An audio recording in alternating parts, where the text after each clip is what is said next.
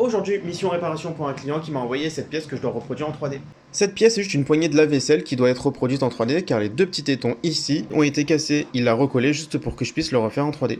Et pour la reproduire, j'ai juste pris mon pied à coulisse, j'ai pris toutes les mesures et sur mon logiciel de modélisation 3D, je l'ai reproduite à l'identique.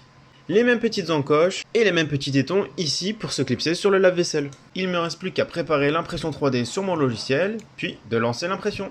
Pour ce qui est du filament utilisé, je vais utiliser de l'ASA car il est résistant aux UV, surtout résistant à l'eau et c'est un très bon filament pour les conditions mécaniques. Ce qui sera parfait pour une poignée qui sera utilisée dans un lave-vaisselle. La pièce est terminée d'imprimer, donc j'ai plus qu'à la sortir du four. Et voilà ce que ça donne.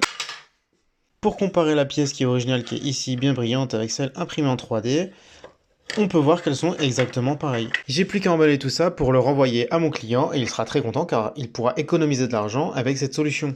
En refaisant une pièce en impression 3D comme ça, plutôt que de racheter une machine à laver directement, il va économiser beaucoup, sachant que la pièce ne lui coûte pas grand chose. En plus de ça, je l'ai fait très rapidement car je l'ai fait en 2 jours. Donc si toi aussi t'as envie de faire appel à mes services pour la reproduction ou la réparation d'une pièce en impression 3D ou même un prototypage, n'hésite pas à me le dire en MP.